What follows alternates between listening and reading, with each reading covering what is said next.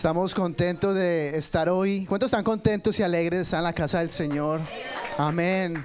Hay un espíritu de gozo en la casa hoy. Y le damos gracias al Señor por su presencia, porque su presencia es una puerta abierta. Solo la presencia de Dios es favor y gracia sobre nuestra vida. Y le damos gracias al Señor que hoy está aquí en medio nuestro, su Espíritu Santo. Como iglesia llevamos unos cuantos años ya practicando y creyendo a principio del año sobre este principio que quiero enseñarles hoy, el cual quiero compartir con ustedes hoy, y es el principio de las primicias. Es un principio fundamental en nuestra fe en Dios. Como todo lo que hacemos y como todo lo que nosotros creemos, nuestra fe es fundamental en nuestra vida cristiana. La palabra dice que sin fe es imposible agradar a Dios. Caminamos por fe, como la palabra nos manda, ¿verdad? La palabra nos dice que caminemos por fe. No por lo que vemos, no por lo que sentimos, sino por la convicción de quién es Dios. Esa es nuestra fe, la convicción de quién es Dios en nuestra vida. ¿Quiénes somos nosotros y quién es Dios? Ese es un fundamento de nuestra fe. Y en la palabra encontramos códigos de honra que desatan bendición sobre los hijos de Dios. Hay códigos que tenemos que descifrar nosotros, que tenemos que escudriñar nosotros. Y esos códigos son activados por medio de nuestra fe en acción. Diga conmigo, fe en acción. Nuestra fe en acción decodifican esos códigos que encontramos en la palabra. Y ¿cuántos estaban aquí la semana pasada en la enseñanza que dio la pastora Erika? Si tú estabas, pastora, sí, la semana pasada. Ella nos enseñaba y nos daba un fundamento de la fe, ¿verdad? Aprendimos acerca de cómo uno de los fundamentos más importantes es nuestra fe en Dios. Y cómo nuestra fe tiene que crecer y nuestra fe tiene que avanzar. Sin fe es imposible agradar a Dios. Es imposible agradar a Dios. O sea que la fe lo pone en una categoría. Este versículo pone a la fe en una categoría muy importante y debería ser nuestro objetivo principal. Desarrollar nuestra fe, porque todos tenemos una medida de fe, ¿verdad? Dice la Biblia. Pero esa medida de fe no es suficiente. Es el comienzo, es como lo que pone el Señor en cada uno de nosotros para que sea desarrollado en nosotros. Y por eso es que nosotros crecemos en fe, crecemos en el conocimiento de Dios. Todos los días damos pasos de fe. Nadie da saltos de fe, o no debería. Damos pasos de fe porque tiene que ver con un caminar, con una constancia, con una perseverancia. Y la pastora Erika nos activó en fe y nos trajo una dupleta importante. ¿Cuántos se acuerdan de la dupleta que trajo? Sí, ¿no? ¿Cuál era? El ayuno y la oración, ¿sí? Si usted no se acuerda de eso, es porque no está ayunando y no está orando. Esa dupleta que la pastora nos presentó de el ayuno y oración, yo quiero agregarle el tercer ingrediente a esta dupleta, que ya no es dupleta, ya es tripleta. Ya es una trilogía. Porque estamos hablando ahora de ayuno, de oración y de dar nuestras primicias. Si estamos a las puertas de un año nuevo, estamos a las puertas, nadie sabe qué es lo que va a pasar. Nadie sabe. Pero nosotros confiamos y hacemos una proclamación de fe, una declaración de fe, de que lo que nosotros estamos haciendo al principio del año va a ser suficiente para el resto del año y para nuestras generaciones. Cuando nos levantamos en fe, estamos poniendo un estandarte. Y estamos diciéndole al Señor, Señor, tú eres el que pelea por mí. Tú eres mi estandarte. Pero ¿qué son las primicias? ¿Y por qué deberíamos dar primicias? ¿Por qué nosotros debemos dar primicias? ¿Y qué significa las primicias? Porque yo sé que hay personas aquí que no saben. Dicen, ¿y eso qué es? ¿Con qué se come? Ok. Hay gente que no, de pronto está llegando nueva y no entiende qué es lo que estamos hablando. Bueno, en el Antiguo Testamento Dios estableció una relación con el pueblo de Israel y les mandó a hacer cosas específicas que eran importantes para él. Cuando Jesús vino, Él presentó un pacto nuevo que ya no incluía sacrificios de animales, porque Él fue el sacrificio. ¿Sí ve? Hay dos, está el Antiguo Testamento, Dios le mandó algo a su pueblo, Dios demandó algo de su pueblo, pero Jesús vino también y Él cumplió todas esas leyes cuando Él fue a la cruz. Él se hizo ese sacrificio. Y dentro de todas las cosas que Dios le ordenó al pueblo de Israel, una de ellas era la ofrenda de los primeros frutos.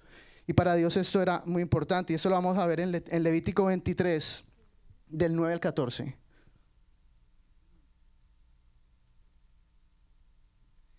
¿Listos? ¿Cuántos trajeron Biblia hoy? ¿Cuántos quieren leer la Biblia hoy? Bueno, no, parece que nadie. Porque ¿cuántos quieren leer la Biblia hoy? Amén. Ok, es diferente. El Señor le dijo a Moisés: da las siguientes instrucciones al pueblo de Israel. Instrucciones. Cuando entres en la tierra que te doy y recojas la primera cosecha, lleva al sacerdote el primer manojo de tu primera cosecha de grano. Al día siguiente del día del descanso, el sacerdote la levantará ante el Señor a fin de que sea aceptada a tu favor. Y subrayé eso: aceptada a tu favor. Ese mismo día deberías sacrificar un cordero de 1 año sin defecto como una ofrenda quemada al Señor. También presentarás una ofrenda de grano de 4 litros de harina selecta, humedecida con aceite de oliva. Será una ofrenda especial. Y ahora subrayé esto: un aroma agradable al Señor. Además, debes ofrecer 1 litro de vino como ofrenda líquida. No comas pan ni grano tostado o fresco antes de llevar la ofrenda a tu Dios. Esta es una ley perpetua para ti que se cumplirá de generación en generación donde quiera que vivas. Eso es un mandato específico, eso es un estatuto específico para el pueblo de Israel. Dios les estaba diciendo: yo les voy a bendecir en gran manera, pero solo le pido una parte de esa cosecha para que la presenten delante de mí. Solo les pido una parte de esa cosecha que sea presentada delante de mí. ¿Qué son las primicias? Son los primeros frutos de nuestra productividad. Son un reconocimiento que da honra a Dios, que es el dueño de todo.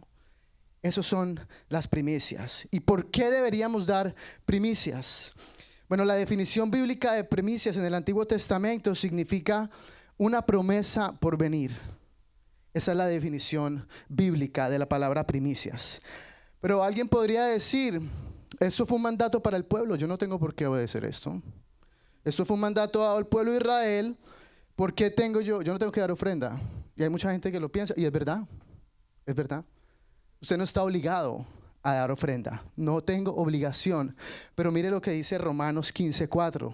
Dice: todo lo que se escribió en el pasado se escribió para enseñarnos, a fin de que, alentados por las Escrituras, perseveremos a mantener nuestra esperanza. O sea, es verdad, esto fue específicamente para el pueblo de Israel y para ellos era un mandato. Ellos tenían obligadamente, ellos tenían que hacerlo. Para la iglesia hoy de Cristo, como Cristo cumplió en la cruz toda la ley, nosotros no estamos obligados a hacerlo. Bueno, en el Antiguo Testamento, cuando alguien pecaba, lo mataban. Hoy en día usted peca y pues yo lo veo andando por ahí. No le pasa nada, no le ha pasado nada. Pero, ¿por qué? Porque Cristo cambió las cosas. Porque él se hizo el sacrificio. Él se hizo pecado para que nosotros fuéramos justos delante de Dios. Entonces, podría decidir no hacerlo, o podría decidir participar de esto y ver a Dios obrar en mi vida. Ver a Dios obrar a mi favor, como decía la palabra ahí. El solo hecho de presentarle a Dios una ofrenda de mi productividad puede llegar a desatar un olor agradable a Dios. El solo hecho de yo traer algo de lo que yo produzco y decir: esta parte es apartada para el Señor. Eso puede crear en mí favor de Dios y se puede convertir en un momento de adoración, una expresión de adoración. Cuando yo traigo mi ofrenda al Señor, cuando yo le dedico algo de mi esfuerzo al Señor. Y me gustó mucho la lectura que tuvimos en Hogares el martes. ¿Cuántos estuvieron en los grupos de martes? Fue linda la lectura que tuvimos, ¿verdad? ¿Cuántos la leyeron? Amén. Ok. Y me llamó mucho como en Éxodo 35 hablaba de que el Señor hizo un llamado. Y el llamado que él hizo fue un llamado para la construcción del tabernáculo. ¿Se acuerdan?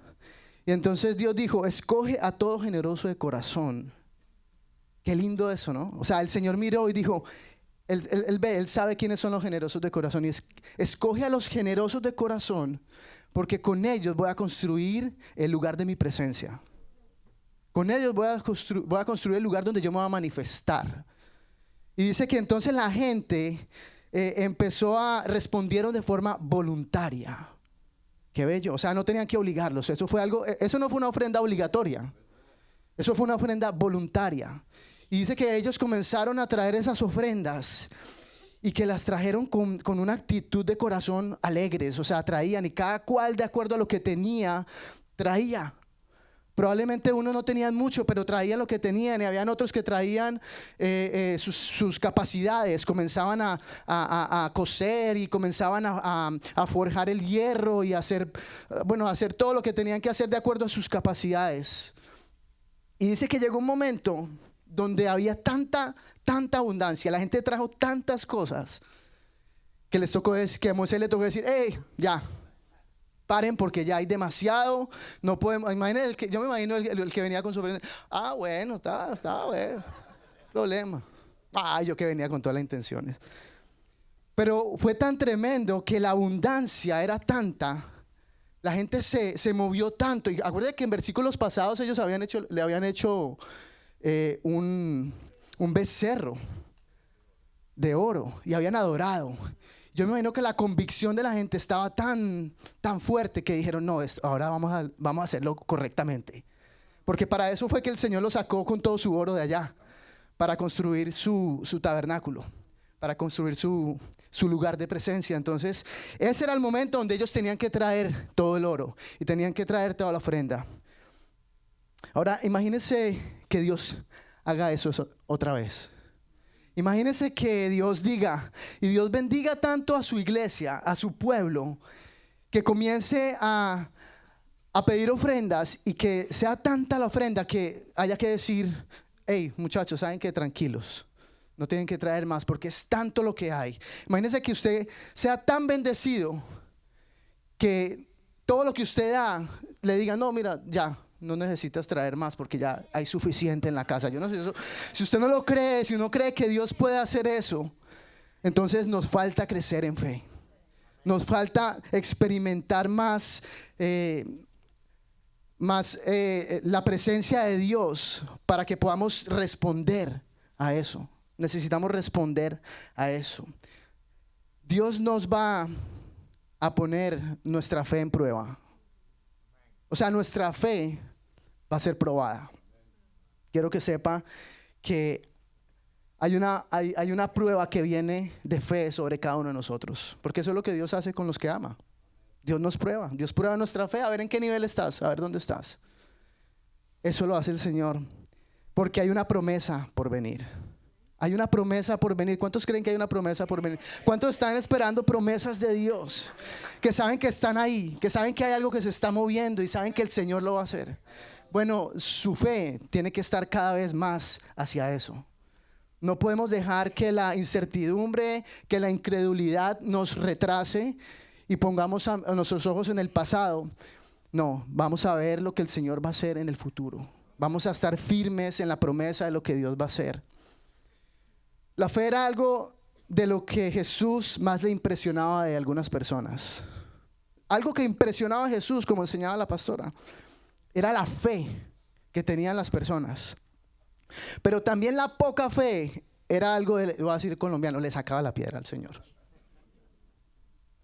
Algo que le molestaba al Señor era la falta de fe, la poca fe. ¿Qué le decía? Es que no me los aguanto más por la falta de fe. O sea, no lo dijo de otra cosa, dijo, no me los aguanto más por la incredulidad. Entonces, si al Señor le molesta la falta de fe, el Señor quiere que nosotros crezcamos en fe. Y como a todos se nos ha sido dada una medida de fe, Dios utilizó el ejemplo de un grano de mostaza. ¿Se acuerda? La semilla, esa es esa semilla chiquita. Yo no sé si pueden poner la foto, pero el grano de mostaza es de las semillas más pequeñas que hay. O sea, eso es como una pulguita. Eso es chiquito. O sea, imagínense los incrédulos que no tienen ni llegan a eso de fe. ¿Ah? Porque el Señor no dijo si tú tuvieras fe como una pepa de aguacate. No, Él escogió, porque también la canción no hubiera servido, ¿no? Si tuvieras fe como una pepa de aguacate, no hubiera pegado la canción. O sea, no hubiera sido un hit, ¿no? Pero que sea como una semilla de mostaza, así de pequeña. Jesús está enseñando nos está enseñando que nuestra fe en Dios está diseñada para desarrollarse. O sea, nuestra fe en Dios no está para que se quede como esa semillita siempre, sino que esa semillita al caer en tierra va a producir fruto y se va a convertir en ese árbol. Se va a convertir en un gran árbol. O sea, denle un aplauso al Señor. Sí, amén.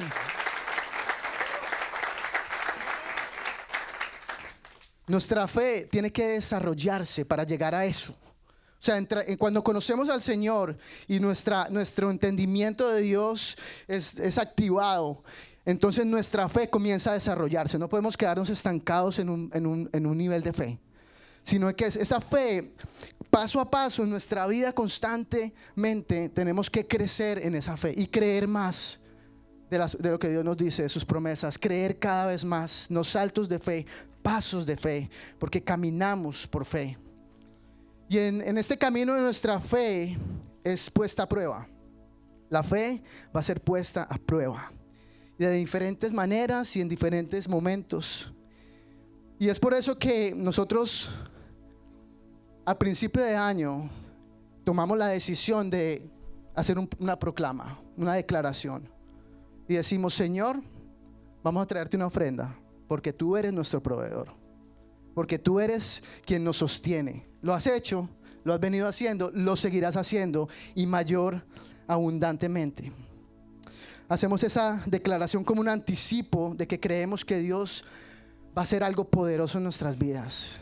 Que Dios va a derramar y va a abrir las ventanas del cielo sobre nosotros. Nos presentamos delante de nuestro Rey con ofrendas, con alabanzas, con gozo y en esperanza en nuestro corazón. O sea, hay esperanza, tiene que haber esperanza en nuestro corazón. Y es como una forma de decirle a Dios: quiero que entres en mi futuro. ¿Cuántos quieren que Dios entre en su futuro? Que Dios bendiga su futuro. Bueno, Proverbios 3:9 dice: honra al Señor con tus riquezas, con lo mejor de todo lo que produces. Entonces Él llenará tus graneros y tus tinajas se desbordarán de buen vino. Declaramos un desbordamiento del cielo sobre nuestras vidas, sobre nuestras finanzas, sobre nuestras relaciones, sobre nuestra espiritualidad, sobre todo lo que hacemos, no solo en el área financiera, sino un complemento, una prosperidad verdadera en todas las áreas de nuestra vida. Declaramos que ese desbordamiento viene sobre nosotros. Pero lo importante de todo esto que les estoy compartiendo y al entendimiento que llegué y con lo que quiero cerrar, es que para que la fe sea verdadera tiene que ser probada. La fe no es un pensamiento positivo, no es algo motivacional. La fe es la confianza en Dios, creyendo en lo que Él promete. Eso es fe, es pararte firme en lo que Dios dijo y no dudar, sin verlo. La convicción de lo que no se ve, la certeza de lo que se espera. Esa es la definición de la fe. Y si vamos a versículos anteriores de Proverbios 3, y esta es la parte importante, Él nos exhorta a no confiar en nuestra propia opinión. Sí, ese es el problema. Pensamos y analizamos y confiamos en nuestra propia opinión muchas veces cuando tenemos que dar pasos de fe. Y el Señor nos está levantando hoy para decirnos: no te apoyes en tu propia opinión. Reconoce al Señor en todos tus caminos y Él enderezará tus sendas. Amén. Cierra tus ojos ahí donde estás. Señor, gracias, Padre. Gracias porque sabemos, Señor, hoy que estamos a las puertas de una bendición poderosa, Señor. De una gran bendición que tú vas a desatar sobre nuestras casas, Señor. Gracias, Señor, por el propósito por el cual nos llamaste y nos hiciste entendidos de estos tiempos, Señor. Bendecimos tu nombre. Yo bendigo cada familia hoy aquí, Señor, y que seas tú hablando y dando convicción de este mensaje, Señor. Que seas tú, Señor, poniendo en nuestro corazón, Señor, a la hora que tenemos que darte la ofrenda, Señor. Pero primeramente nos entregamos nosotros mismos, nuestras vidas, nuestras mentes, nuestro entendimiento, te lo rendimos y te damos gracias en el nombre de Jesús.